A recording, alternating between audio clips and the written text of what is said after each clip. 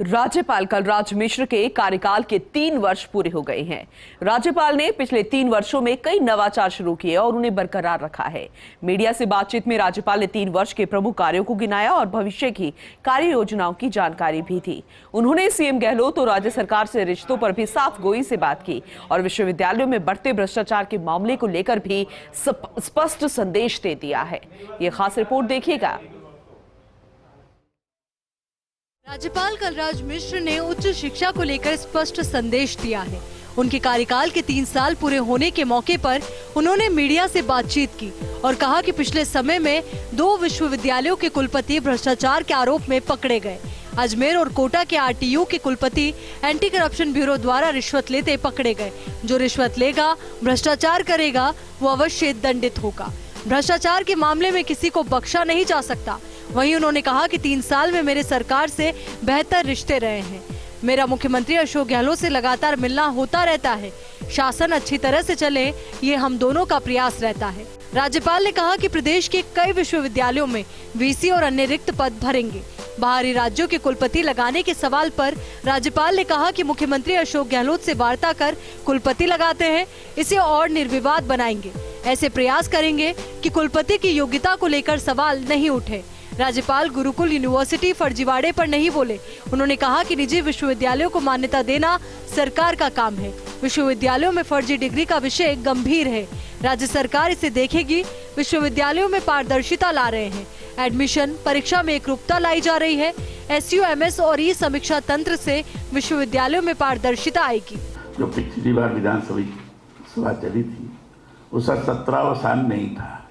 तो जब 17वां स्थान नहीं रहता तो किसी भी समय वो विधानसभा बुला सकते। जब 17वां स्थान होता है तब राज्यपाल की भूमिका होती है। राज्यपाल के पास मंत्रिमंडल के अनुमोदन के आधार पर आता है और फिर राज्यपाल उसको विधानसभा आह्वान करने के लिए निर्देशित करता है। तो इस समय चूंकि 17वां स्थान नहीं था इसलिए वो कभी भी बुला सकते हैं।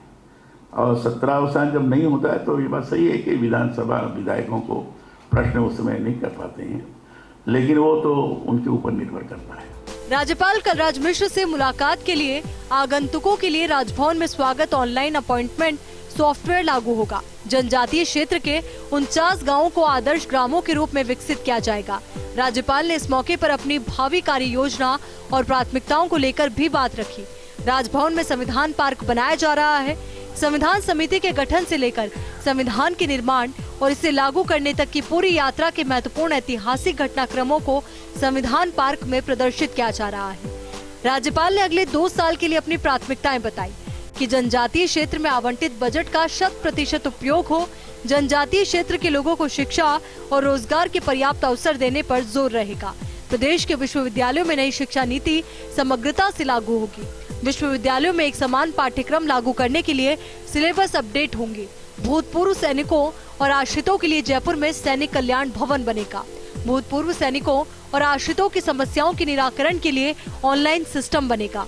इनके भत्तों, छात्रवृत्ति और चिकित्सकीय आर्थिक सहायता बढ़ाई जाएगी। बांसवाड़ा के गोविंद गुरु जनजातीय विश्वविद्यालय में वैदिक शोध पीठ बनेगी। राज्यपाल राहत कोष का दायरा बढ़ाकर पीड़ितों की मदद की जाएगी।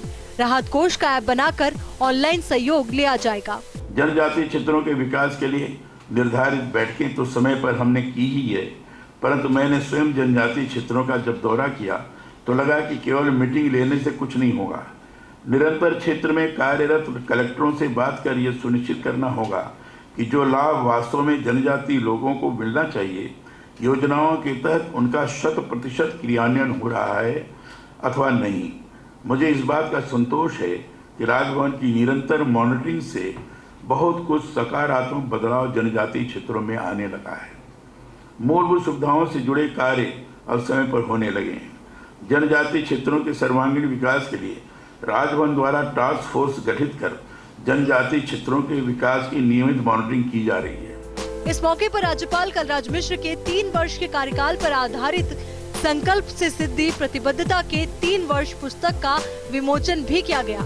उनके भाषणों और व्याख्यानों के संकलन अप दीपो भव और अंग्रेजी पुस्तक कॉन्स्टिट्यूशन, कल्चर एंड नेशन का लोकार्पण किया गया। राज्यपाल के प्रमुख सचिव सुबीर कुमार ने शुरुआत में उनका अभिनंदन किया। इस मौके पर राज्यपाल के प्रमुख विशेषाधिकारी गोविंद राम जायसवाल भी मौजूद रहे। Kashiram Chaudhary, first India news, Jaipur.